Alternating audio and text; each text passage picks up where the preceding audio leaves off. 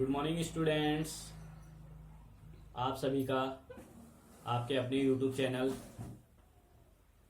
Best coaching centre में बहुत बहुत स्वागत। चलिए बेटा, आज हम क्लास 10th एनसीईआरटी बुक का चैप्टर नंबर 3 स्टार्ट करने जा रहे हैं और एक्सरसाइज 3.1 हम स्टार्ट करेंगे। उससे पहले कुछ बैकग्राउंड हम चैप्टर की पढ़ लेते हैं। बेटा, ये चैप्टर है क्या? Pair of linear equation in two variables. ऐसे पेयर हैं लीनियर इक्वेशन के, यानी रैखिक समीकरण के ऐसे युग्म हैं, पेयर हैं जो कैसे हैं, टू वेरिएबल्स में हैं। देखो, अगर मैं ये लिख दूं, ऐसे लिखता हूं x प्लस 1 लिखता हूं, तो ये लीनियर है। लीनियर क्यों है? क्योंकि इसकी पावर जो है 1 है।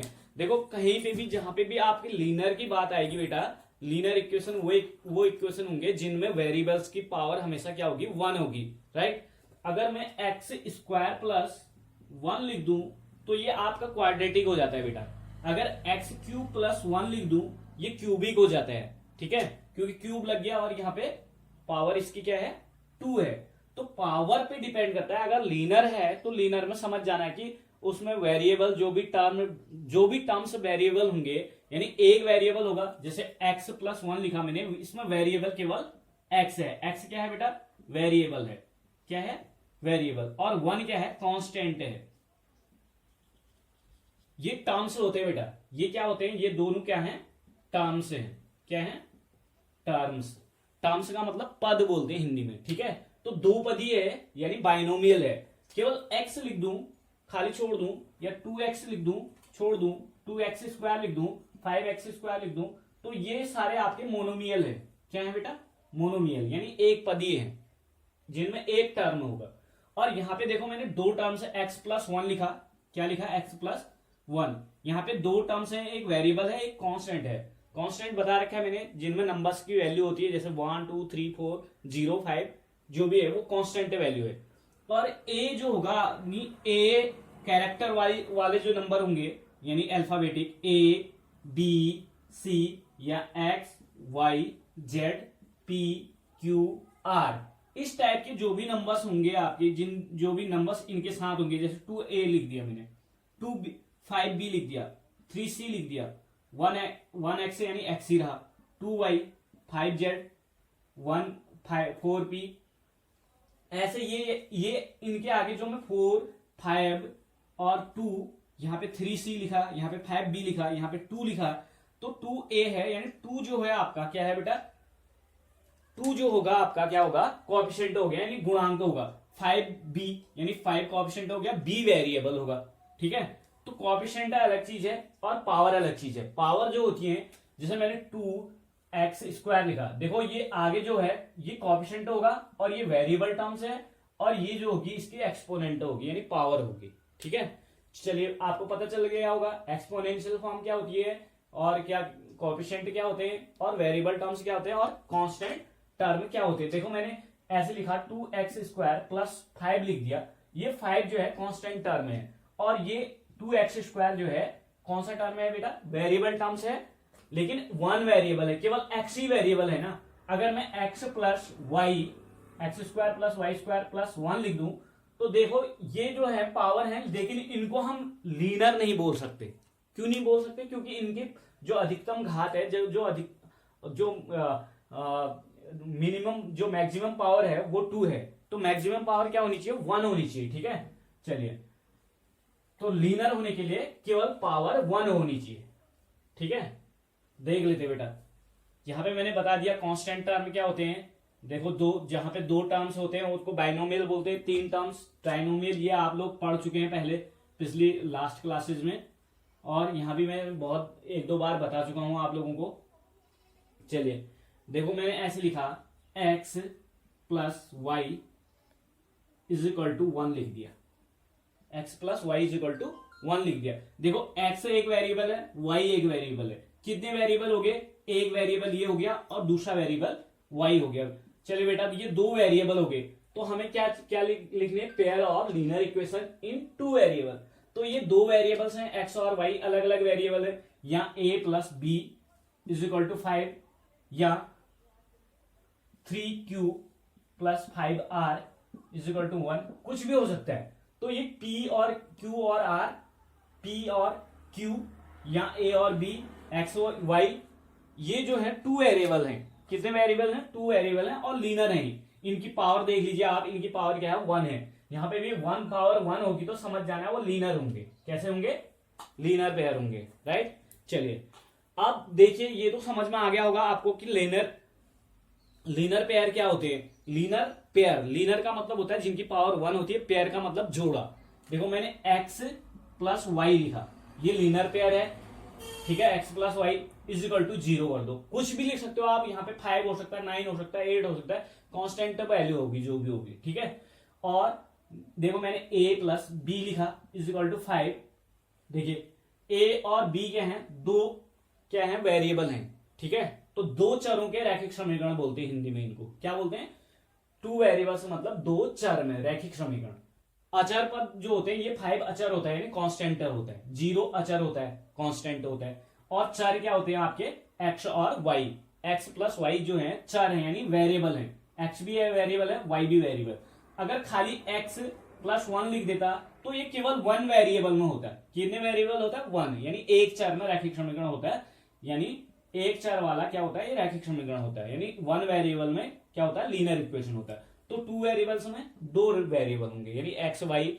अगर x plus Y plus Z कर दूं तो 3 वेरिएबल हो जाएंगे, ठीक है। चलिए अब आई होप आप लोग समझ चुके होंगे इस चीज को। जो भी कॉन्सेप्ट मैंने बताया आप लोगों को ये समझ में आया होगा लीनियर इक्वेशन का।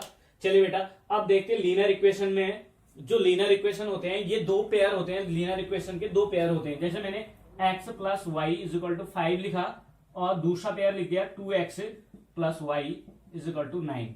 ये दो पेयर मेरे इक्वेशन के हो गए, नंबर 1 इक्वेशन और नंबर 2 इक्वेशन। ये पेयर है बेटा आपके। क्लियर हो गया? तो पेयर का मतलब समझ में आ गया ना, और 2 वेरिएबल्स का मतलब भी समझ में आ गया। 2 वेरिएबल्स हैं और पेयर और लीनियर इक्वेशन इन 2 वेरिएबल्स। दो पेयर हैं लीनियर इक्वेशन के, और ये कितने वेरिएबल्स में है? 2 वेरिएबल्स में है, ठीक है। चलिए बेटा देख लेते हैं। अब इस टाइप से ये जो आपका ये होता है लीनियर इक्वेशन होता है, वो बेटा इस रूप में होता है। कैसा होता है? इस तरीके का होता है। a1x प्लस, थोड़ा ऊपर लिख देता हूं, a1x plus b1y plus c1 equal to 0। और दूसरा इक्वेशन होता है, जैसे मैंने ये लिखा था, x plus Y plus 5 is equal to 0 कर दो। या ऐसे भी लिख सकते हो, x plus Y is equal to, ये उधर जाएगा तो क्या हो जाएगा? -5 हो जाएगा। और इसको मैं आगे ले आऊंगा तो प्लस क्या हो जाएगा? x प्लस वाई, -5 आगे आएगा तो +5, और y इज इक्वल टू यहाँ पे क्या बच जाएगा? 0 बच जाएगा, ठीक है। चलिए बेटा ये इस रूप के होते हैं लीनियर इक्वेशन, ठीक है। चलिए अब पहला एक इक्वेशन में 1 हो गया। दूसरा क्या होगा? a2x plus b2y plus c2 is equal to 0। ये इक्वेशन 2 यानी पेयर हो गया है, दोनों जोड़े हो गए दो इक्वेशन के। अब चलिए नंबर 1 देख लेते हैं। अगर जो इक्वेशन होगा हमारा ये कैसा होगा बेटा? a1x plus b1y plus c1 equal to 0। तो यहां पे a1 अपॉन a2 रेशियो है, b1 अपॉन b2 और c1 अपॉन c2। तीनों रेशियो तो होंगे, a1 upon a2, b1 upon b2, c1 upon c2। और इनको हम कंपेयर करेंगे यहां किसके अकॉर्डिंग? ये जो हमारा इक्वेशन है इसको मैंने कहा था अभी 2x प्लस वाई और इज इक्वल टू मैंने कहा था 5 लिख सकते हैं। यहां आगे ला करके इसको -5 इज इक्वल टू 0 भी कर सकते हैं। और दूसरा मैंने लिखा x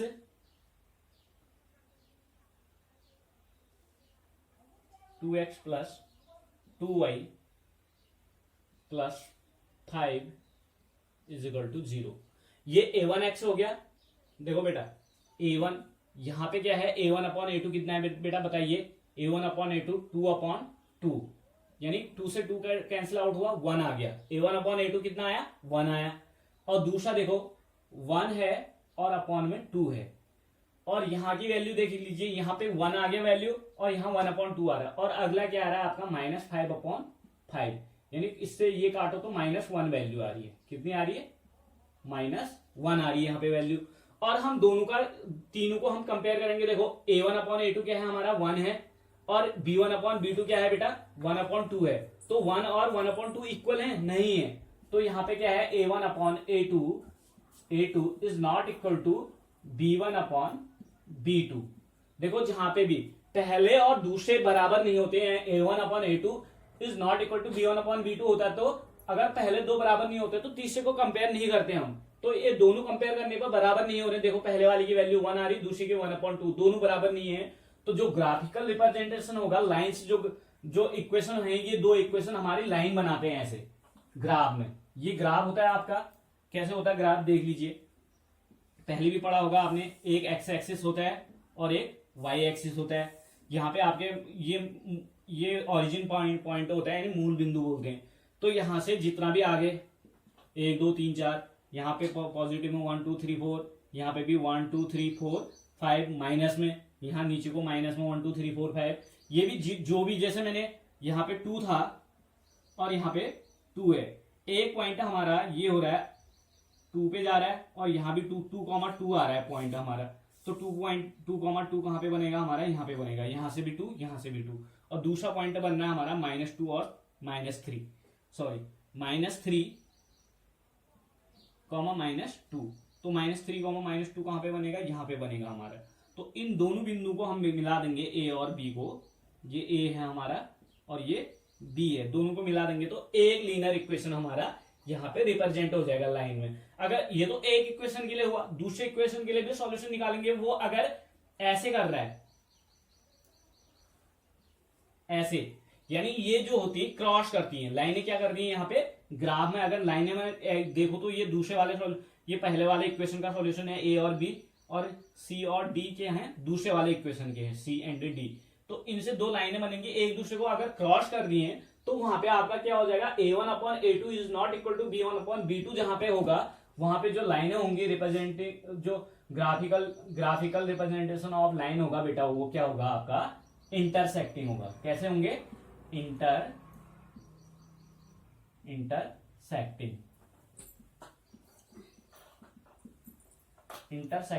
लाइन से यहाँ पे दो लाइनें होंगी, इंटरसेक्ट कर रही होंगी, यानी एक दूसरे को क्या कर रही होंगी, प्रतिच्छेद यानी काट रही होंगी बेटा। ठीक है, तो पहली वाली जो आपकी शर्त है वो ये है। तो इस कंडीशन में जो सॉल्यूशन होंगे, ये दो इक्वेशन होंगे ना, इनके सॉल्यूशन कैसे होंगे बेटा, इनके सॉल्यूशन क्या होंगे, यूनिक होंगे। कैसे होंगे, यूनिक होंगे। यूनिक यानी ओनली वन। यूनिक का मतलब क्या होता है, ओनली वन सॉल्यूशन।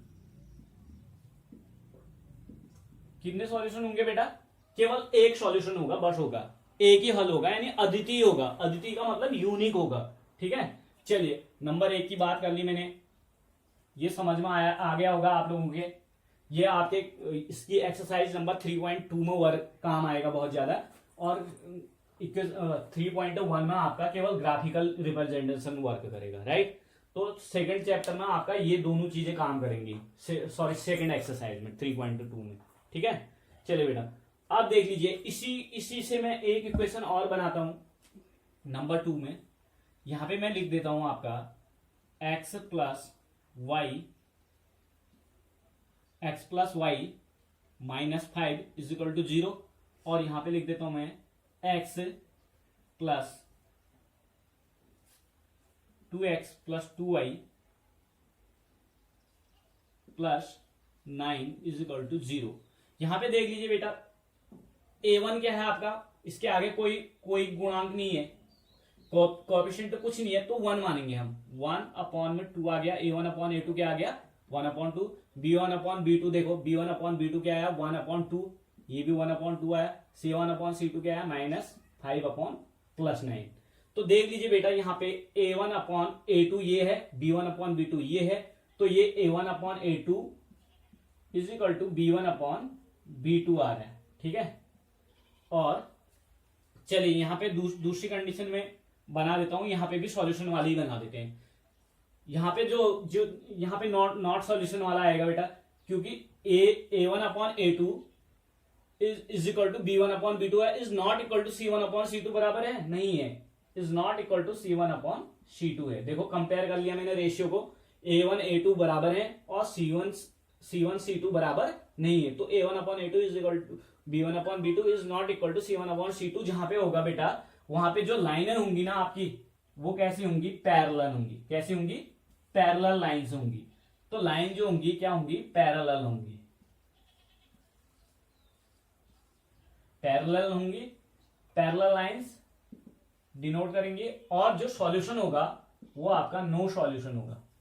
इस कंडीशन में क्या होगा, कोई हल नहीं होगा बेटा, नो सॉल्यूशन। किसके, इक्वेशन के।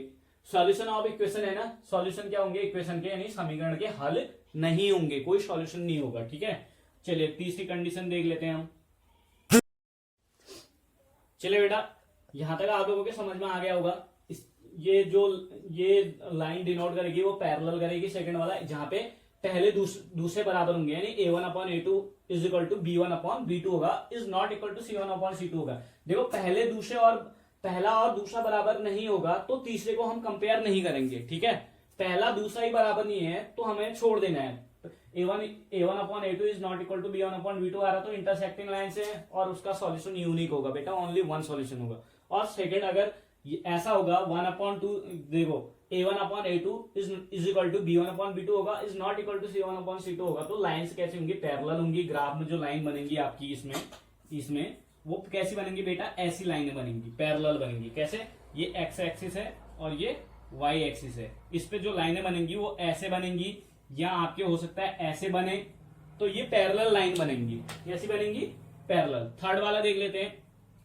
देखो एक लीनियर इक्वेशन ले लेते हैं हम, यही वाला ले लेते हैं, x plus y minus 5 sorry plus 5 is equal to 0, या ऐसे भी कर सकते हैं हम, x plus Y is equal to 5 लिख देता हूं मैं, और यहां पे लिख देता हूं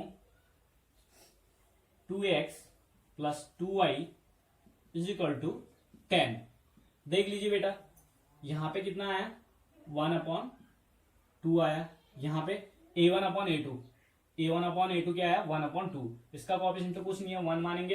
अपॉन में देखो 2 है, ये B1 है और B2 क्या है, 2 है। C1 कितना है, 5 है, और C2 कितना है, 10 है। बेटा 5 1 जा 5, 5 2 जा 10, ये भी कितना आ गया आपका, 1/2 आ गया। तो 1/2 A1 अपॉन A2 1/2 है, B1 upon B2 1/2, C1 upon C2 1/2। तो तीन बराबर आ गए, तो क्या हो गया हमारा, A1 upon A2 is equal to B1 upon B2 is equal to C1 upon C2। जहां पे तीनों रेशियो बराबर होंगी, 3 रेशियोज बराबर होंगे, तो समझ जाना है कि यहाँ पे लाइंस क्या होंगी बेटा, कोलिनर होंगी, कोलाइनर होंगी। यानी एक ही जो लाइन बनेगी ना, ये सारे जो दो सॉल्यूशन होते हैं, दो सॉल्यूशन में कितने पॉइंट होते हैं, पहले वाले इक्वेशन के 2 सॉल्यूशन बनाएंगे, ए और बी पॉइंट होंगे। दूसरे वाले सॉल्यूशन के 2 पॉइंट बनाएंगे हम, बी सी और डी होंगे। तो ये सारे जो होंगे पॉइंट एक ही लाइन पे होंगे बेटा, एक ही लाइन पे सारे पॉइंट होंगे, यानी 2 लाइनें नहीं बनेंगी। देखो पहले वाले में बताया था मैंने, A1 अपॉन A2 नहीं होगा, तो लाइनें इंटरसेक्टिंग बनेंगी, यानी दोनों इक्वेशन की ए बी और सी और डी क्या बनेंगी, इंटरसेक्टिंग, एक दूसरे को काटेंगी। और अगर मेरे इंटरसेक्टिंग होंगी, ये समझ में आया होगा, A1 upon A2 is not equal to B1 upon B2 होगा, तो इंटरसेक्टिंग लाइन होंगी, यानी ए और बी, सी और डी। ठीक है, और अगर मैंने कहा तीनों बराबर होंगे तो एक ही लाइन पर बनेंगे सारे पॉइंट, बिंदु। पहले वाले इक्वेशन के सॉल्यूशन भी, दूसरे वाले के भी सॉल्यूशन क्या बनेंगे, एक ही लाइन पे आ जाएंगे। और एक बताया मैंने कैसे होंगे, पैरेलल होंगे, जहां पे A1 upon A2 is equal to B1 upon B2 is not equal to C1 upon C2 होगा, वहां पे लाइनें पैरेलल बनेंगी, यानी A B C D, ये दोनों लाइनें क्या बनेंगी, पैरेलल बनेंगी ग्राफ में। तो समझ जाना है कि हमें कि इसका कोई सॉल्यूशन नहीं है। और जहां पे तीनों पॉइंट एक ही लाइन पे बनेंगे, यानी A1 upon A2 is equal to B1 upon B2 is equal to C1 upon C2, यानी सारे रेशियोज बराबर होंगे, तो समझ जाना है लाइन कैसी होगी, कोलिनर होगी। और सॉल्यूशन क्या होंगे इसके, इनफाइनाइट मैनी सॉल्यूशन होंगे। क्या होंगे बेटा, इनफाइनाइटली